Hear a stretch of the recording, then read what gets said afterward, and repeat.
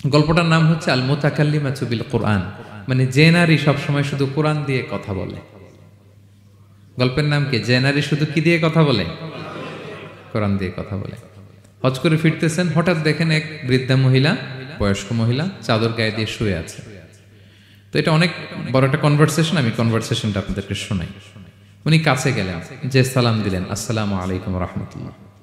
সালামের উত্তরে বৃদ্ধা মহিলা স্বাভাবিকভাবে উত্তর না দিয়ে একটা কোরআনের আয়াত তেলাওয়াত করলেন।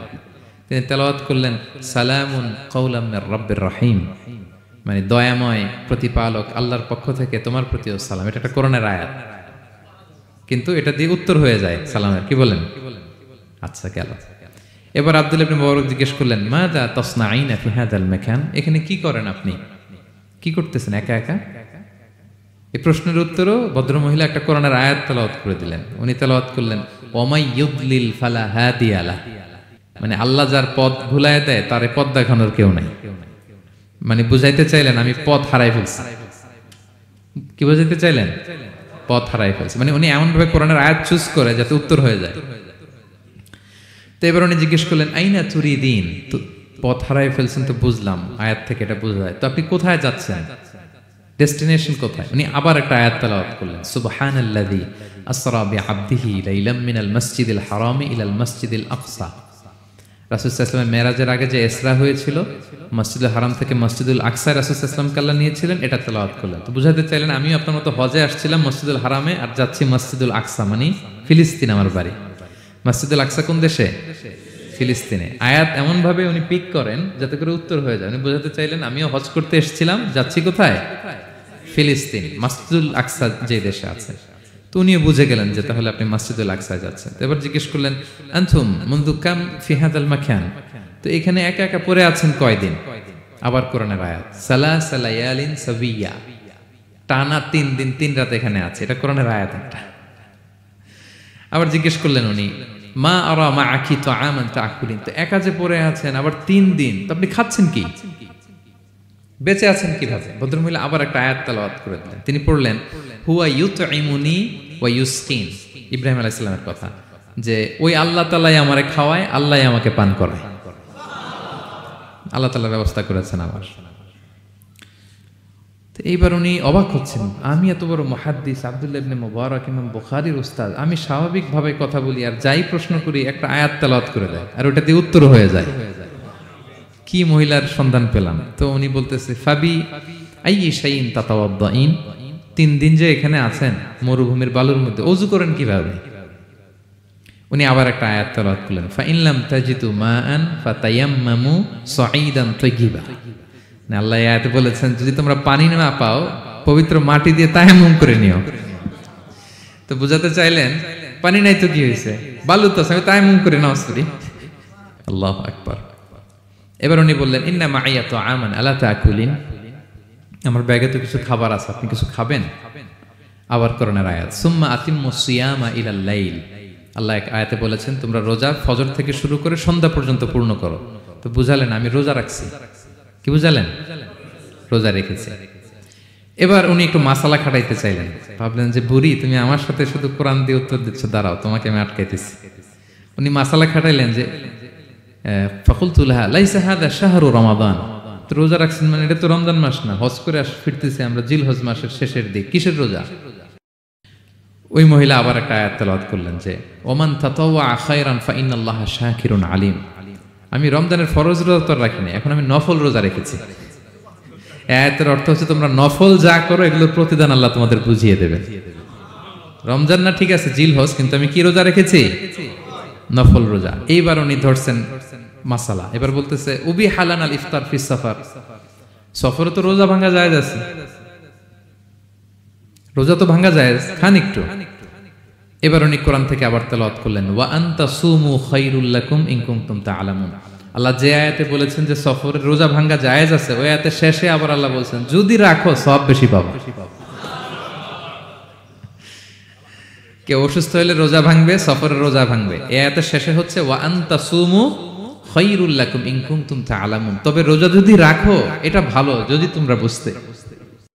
এবার উনি আর যাবে কোথায়? দিশেহারা হয়ে এবার জিজ্ঞেসই করে ফেলছে, লিমাদা লা তুকাল্লিমিনি মিসলা মা উকাল্লিমুকি। আচ্ছা মা, এবার বলেন, আমি আপনার সাথে যেভাবে কথা বলি আপনি এইভাবে কথা বলেন না কেন? কিছু জিজ্ঞেস করলে কোরআনের আয়াত বলেন কেন? আমি কথা বলতেছি, আপনি আমার সাথে এভাবে কথা বলেন। কিছু জিজ্ঞেস করলে কোরআনের আয়াত কেন? এটার উত্তরে উনি আরেকটা কোরআনের আয়াত উনি পড়লেন, মা ইয়ালফিযু মিন কাওলিন ইল্লা লাদাইহি রাকীবুন আতীদ। আল্লাহ বলেছেন, তোমরা মুখ দিয়ে যাই বের করো, এটা লিখে রাখার জন্য দুই কাঁধে রাকীব আতীদ আছে, তুলে রাখে। তার মানে আমি যে তোমার সাথে কথা বলতেছি প্রত্যেকটাই তো রেকর্ডেড হয়, রেজিস্টার্ড হয়। সো এমন কিছু বলি যেটাতে সওয়াব হয়, যেটাতে ভুল না হয়। আল্লাহু আকবার, সুবহানাল্লাহ। কি নারী ছিল, কেমন নারী তিনি ছিলেন? কি পুরো ঘটনাটা শুনবেন? হ্যাঁ, শেষ করব ঘটনাটা। আচ্ছা, তো উনি অবাক হলেন যে কি মহিলা, এরকম মহিয়সী গরিয়সী নারীও পৃথিবীতে আছে। তো উনি বললেন, ঠিক আছে মা, আপনি যেহেতু পথ হারাই ফেলছেন, আমার ওটটাকে আমি নিয়ে আসি। ফাহাল্লাকা আন আহমিলুকি আলা নাকাতি হাযিহি ফাতুদরিকিল কাফেলা। আমার ওটটা নিয়ে আসি, ওটে বসেন, আমি আপনাকে এগিয়ে দিয়ে কাফেলাতে যুক্ত করে দেই। আপনি কি রাজি আমার ওটে বসবেন? আবার কোরআনের আয়াত, ওমা তাফআলু মিন খাইরিন ফাইনাল্লাহা বিহি আলিম। তোমরা যত ভালো কাজ করো আল্লাহ সেটা জানেন, মানে তোমার এই ভালো কাজ আল্লাহ জানেন, আল্লাহ এর প্রতিদান দিবেন। ক্বালা ফাআনাখতু নাকাতি, আমি ওট বসালাম এবং বললাম ওঠেন। উনি যখন উঠতেছে আমি এভাবে তাকায় আছি। তা আমি যে তাকায় আছি, উনি একটা আয়াত তেলাওয়াত করলেন যে কুল্লিল মুমিনিনা ইয়াগুদ্দু মিন আবসারিহিম। এর অর্থ হচ্ছে, নবী হে, মুমিনদেরকে বলুন তারা যেন পরনারী দেখে তাকায় না থাকে, চোখ যেন নিচে রাখে, তারা যেন চক্ষু অবনমিত করে। মানে বুঝাতে চাইলেন যে আমি তো বেগানা নারী, পরনারী, তা আমি উঠে উঠতেছি, আপনি তাকায়। সে হয়তো তাকায় আছে যে বৃদ্ধা মহিলা উঠতে যদি কষ্ট হয় পড়ে যায়। তো উনি যখন দেখতেছেন তাকায় আছে, উনি বলতেছে কুল্লিল মুমিনিনা ইয়াগুদ্দু মিন আবসারিহিম। নবী হে, বলুন বিশ্বাসীদের তারা যেন চোখ নিচের দিকে করে রাখে। তো উনি লজ্জা পেয়ে গেলেন। ফাগাদাততু বাসারি, আমি লজ্জায় চোখ নামালাম। এরপর আমি বললাম ইরকাবি ওয়াকাদ আখালতু নাকাতি, ওঠেন। আমি আবার ওটের রশি ধরে টানি, টানতে আরম্ভ করলেন। ভদ্রমহিলা উঠেই আবার কোরআনের আয়াত পড়লেন, যেটা আমরা গাড়িতে বা কোনো বাহনে উঠলে পড়ি। তিনি পড়তে আরম্ভ করলেন, সুবহানাল্লাযী সাখখারা লানা হাযা ওয়া মা কুন্না লাহু মুকরিনিন ওয়া ইন্না ইলা রাব্বিনা লামুনকালিবুন। প্রশংসা সে আল্লাহর, যে আল্লাহ এই বাহনকে আমাদের জন্য বশীভূত করে দিয়েছেন। তিনি বশীভূত না করলে আমরা তো এটাকে বশীভূত করতে পারতাম না। আপনারা যখন গাড়ি স্টার্ট দিবেন এই দোয়াটা পড়েন তো আপনারা? গাড়ি স্টার্ট দিলে, বিমানে উঠলে, ঘোড়ায় উঠলে, যে কোনো বাহনে উঠলে এটা পড়তে হয়, কোরআনের আয়াত। তো উনি বললেন, আমি এবার উঠলাম, ওটের জিমাম ধরে টানতে লাগলাম আর একটু হই হই শব্দে ওট চালাতে লাগলাম, যাতে করে তাড়াতাড়ি যাওয়া যায়। উনি কোরআনের আয়াত পড়লেন, ওয়াকসিদ ফি মাশিক ওয়াগদুদ মিন সাউতিক। কোরআনের আয়াত মানে তোমার চলার ক্ষেত্রে তুমি মধ্যম পন্থা অবলম্বন করো আর গলার সাউন্ডটা একটু ছোট করো। এটা কিন্তু লোকমান হাকিম তার ছেলেকে বলেছিলেন যে বাবা, তুমি যখন হাঁটবে মধ্যম পন্থায় হাঁটবে, আর শাউট করবে না, নয়েজ করবে না, কণ্ঠটাকে নিচু করবে। এই আয়াতটা উনি পড়ে দিলেন। মানে বুঝাতে চাইলেন, আপনি হাজি মানুষ, হজ করে আসছেন, এইভাবে যাচ্ছেন কেন? আপনি স্লোলি যান। ফাজাআলতু আমশি রুয়াইদান ওয়া আতারান্নামু বিশআর। এরপর আমি আস্তে আস্তে যেতে লাগলাম আর কবিতা আবৃত্তি করতে লাগলাম। আরবদের অভ্যাস ছিল, তারা শত শত লাইন কবিতা মুখস্থ পারত। দিনকে দিন মরুভূমিতে চড়তো আর কবিতা পড়তো। তো আমি কবিতা গুনগুন গুনগুন করে কবিতা পড়তেছি আর যাচ্ছি। এই মহিলা পিছন থেকে আয়াত তেলাওয়াত করলেন আবার, ফাকরাউ মা তায়াসসারা মিনাল কোরআন। মানে কোরআনের যেখান দিয়ে সহজ লাগে ওইখান দিয়ে পড়েন। মানে বুঝাতে চাইলেন কবিতা পড়লে কি লাভ, আপনি কোরআন পড়েন। উনি আবার লজ্জা পেয়ে কোরআন পড়তে আরম্ভ করলেন। এবার যেতে যেতে যেতে যেতে যে কাফেলা থেকে উনি মিসিং, যে ক্যারাভেন থেকে মিসিং, ওই ক্যারাভেনের সাথে যুক্ত হলেন। এবার জিজ্ঞেস করলেন যে হাদিহিল কাফেলা মান লাকি ফিহা, এই তো আপনার কাফেলা, এখানে কে আছে আপনার, কেউ আছে? আবার কোরআনের আয়াত, আল মাল ওয়াল বানুনা জিনাতুল হায়াতিদ দুনিয়া, অর্থাৎ সম্পদ, সন্তান, এগুলো আল্লাহর দেয়া নেয়ামত। এটা দিয়ে বুঝাতে চাইলেন, হ্যাঁ আমার কিছু সন্তানাদি আছে। উনি বুঝতে পারলেন, ফাআলিমতু আন্নাল্লাহা আওলাদান ফিহা, আমি বুঝলাম যে ওনার সন্তান সন্ততি এখানে আছে। এইবার একটা চান্স পেয়ে গেছে আব্দুল্লাহ ইবনে মুবারক। কি পেয়ে গেছে? উনি মনে মনে ভাবলেন, ওনার ছেলেদের নাম কি, এটা জিজ্ঞেস করি, তাইলে তার উত্তর দিতে পারবে না। সুন্দর না প্রশ্নটা? এবার উনি বলতেছে, ফাকুলতু লাহা মা আসমাউ আওলাদিক, মা এবার একটু বলেন তো আপনার ছেলেগুলার নাম কি? কে জিজ্ঞেস করলেন? এটা তো আর নান্টু বল্টু সল্টু তো আর কোরআনে পাওয়া যায় না। আমরা নাম রাখি কি? সল্টু বল্টু। সল্টু বল্টু কোরআনে আছে? নাই। তো উনি এবার চান্স নিলেন, এবার জিজ্ঞেস করি আপনার ছেলের নাম কি? এইবার আর উত্তর থাকবে না, অনেকক্ষণ আমার সাথে ইয়ে করছেন আপনি। তো জিজ্ঞেস করতেছে লাহা ওয়ামা আসমাউ আওলাদিক, আপনার ছেলেদের নাম কি একটু বলেন তো। এই প্রশ্নের উত্তরে উনি 3টা আয়াত তেলাওয়াত করছে। এতক্ষণ তো একটা, এখন কয়টা? এখন 3 নম্বর গিয়ারে চালাইতেছে। উনি প্রথম আয়াত তেলাওয়াত করলেন ওয়াত্তাখাযাল্লাহু ইব্রাহিমা খলিলা, এরপরে বললেন ওয়া কাল্লামাল্লাহু মূসা তাকলিমা, সবশেষে বললেন ইয়া ইয়াহইয়া খুযিল কিতাবা বিকুওয়া। আল্লাহু আকবার। আমি ইব্রাহিমকে খলিল হিসেবে নিয়েছি, মুসাকে কালিমুল্লাহ বানিয়েছি, এবং ইয়াহইয়াকে বলেছি হে ইয়াহইয়া তুমি তাওরাত কিতাবকে শক্ত করে ধরো। তার মানে বুঝাতে চাইলেন আমার বড় ছেলের নাম ইব্রাহিম, পরের ছেলের নাম মুসা, ছোট ছেলের নাম ইয়াহইয়া। সুবহানাল্লাহ পড়বেন না? কি নারী ছিলেন, কোরআনের বাইরে যেন যাওয়া না লাগে, কোরআন থেকে ছেলেদের নাম চুজ করে রাখছেন। ছেলেদেরকে ডাকলে এই নামেই ডাকেন।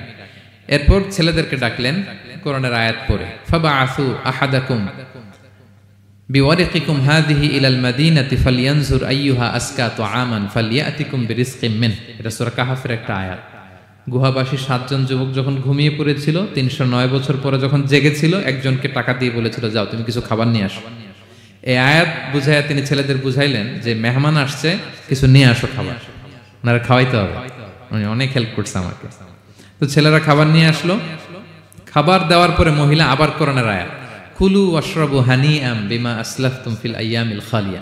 এটা আসলে আল্লাহ তাআলা জান্নাতীদেরকে বলবেন। আমরা যখন জান্নাতে ঢুকবো আল্লাহ বলবে কুলু ওয়াশরাবু হানিআম বিমা আসলাফতুম ফিল আইয়ামিল খালিয়া। এই দুনিয়াতে এত জুলুম নির্যাতনের শিকার হয়েছে, এত নেক কাজ করেছো, প্রতিদান হিসেবে আজকে জান্নাতের এই নাজ নেয়ামত ভোগ করো। বৃদ্ধ মহিলা এই আয়াতটা বললেন, তার মানে মরুভূমিতে অনেক কষ্ট করেছেন আপনি আমার জন্য, এখন আপনি আমার পক্ষ থেকে এই হসপিটালিটি, রিসেপশন, এই আপ্যায়ন গ্রহণ করুন। এবার উনি বলতে আরম্ভ করলেন, ছেলেদেরকে বললেন কুলতু আল আনা তুআমাকুম আলাইয়া হারাম। এই ছেলেরা, এই খাবার আমার জন্য হারাম। হাত্তা তুখবিরুনি বিআমরিহা, যতক্ষণ না এই মহিলাকে, এর হিস্ট্রি যতক্ষণ না আমার না বলো। আগে বলে এই ভদ্র মহিলা কে, কি তার ঘটনা। যতই দেখছি অবাক হচ্ছি, যতই শুনছি অবাক হচ্ছি। কে সে? যাই বলি শুধু কোরআন দিয়ে বলে, ঘটনাটা কি? এবার ছেলেরা বলল ফাকালু হাযিহি উম্মুনা, ইনি আমাদের মা। লাহা আরবাউনা সানা, ওনার বয়স 40 বছর। লাম তাতাকাল্লাম ইল্লা বিল কুরআন, জীবনে কোনোদিন কোরআন ছাড়া মুখ দিয়ে অন্য কোনো কথা বলে নাই। মাখাফাতা আন তাযিল্লা ফায়াসখাতা আলাইহির রহমান, এই ভয়ে যে কোন কথায় আল্লাহ আবার নারাজ হয়ে যায়, আমার কোন কথায় আবার কোন ভুল হয়ে যায়, আমার কোন কথায় আবার রহমান আমার উপর নারাজ হয়ে যায়। এজন্য আমরা আমাদের জন্মের পরে জীবনে আমার মাকে কোরআন ছাড়া কোনো কথা বলতে শুনিনি। অবাক হলেন আব্দুল্লাহ ইবনে মুবারক, ইমাম বুখারীর উস্তাদ। উনি খাবার হাতে নিয়ে এবার বললেন যে উনি তো অনেক আয়াত বললো, এবার আমি একটা আয়াত বলি। খাবারটা নিয়ে উনি পড়তে আরম্ভ করলেন। ফাকুলতু, উনি বললেন, আমি বললাম যালিকা ফাদলুল্লাহি ইউতিহি মাইয়াশা, এটা আল্লাহর বিশেষ অনুগ্রহ, ফজল। এটা আল্লাহ সবাইরে দেয়, যাকে চায় তাকে দেয়। সুবহানাল্লাহ পড়ে। এটা আল্লাহর বিশেষ অনুগ্রহ, তিনি সবাইকে দান করেন না, যাকে চান তাকে দেন।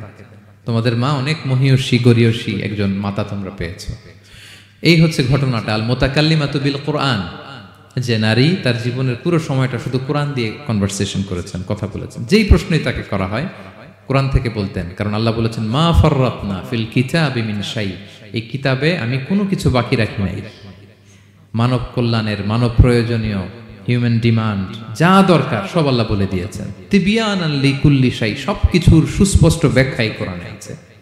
আল্লাহ বলেন লাউ আনসালনা হাযাল কুরআনা আলা জাবাল লারাআইতাহু খাশিআম মুতাসাদ্দিআম মিন খাশিয়াতিল্লাহ, এই কোরআনকে আমি পাহাড়ে নাজিল করলে পাহাড় চূর্ণ বিচূর্ণ হয়ে যেত। আলাস্কা মাউন্টেন রেঞ্জ, আল্পস পর্বতমালা, মাউন্টেন এভারেস্ট ভেঙে চুরে খানখান হয়ে যেত। সে কোরআনকে আল্লাহ তাআলা আমাদের উপর নাজিল করেছে। আমাদের রেসপন্সিবিলিটি অনেক বেশি। আজকে আমি কতগুলো কোরআনের আয়াত তেলাওয়াত করছি, কেউ কি গুনতে পারবেন? শত শত কোরআনের আয়াত তেলাওয়াত করেছি, কারণ কোরআন নিজেই নিজের পরিচয় দিতে সক্ষম, কারো লাগে না। কোরআন নিজেই বলতে পারে, যেই প্রশ্ন আপনি ছুড়ে দিবেন কোরআন নিজেই আনসার করে দিবে, নিজে আপনাকে অ্যাড্রেস করবে, নিজে আপনার সমাধান হাজির করবে। সো এই মহাবিশ্বের মহাবিশ্বয় মহাগ্রন্থ আল কোরআনকে আল্লাহ তাআলা এই মাসে নাজিল করেছেন, যেই মাস আমরা কাটাচ্ছি। আল্লাহ বলেন শাহরু রমাদানাল্লাযী উনজিলা ফীহিল কুরআন, এই রমাদান মাসে আমি এই কোরআনকে নাজিল করেছি। কোরআন নাজিলের মাস। আজকের এই কায়েত ফাউন্ডেশন ইফতার প্রোগ্রাম তখনই সার্থক হবে যখন আমরা নিজেদের সাথে নিজেরা এই কমিটমেন্ট করব, এই প্রত্যয় ব্যক্ত করব যে আমি কোরআন শুদ্ধভাবে পড়তে চাই, এই কোরআনকে আমি বুঝতে চাই, এই কোরআনকে আমি হৃদয়ে ধারণ করতে চাই, আমি তাদাব্বুরে কোরআন করতে চাই, কোরআনে কি মেসেজ আল্লাহ দিল এটা আমি জানতে চাই। কি ভাইয়েরা, আমরা জানতে চাই কি চাই না?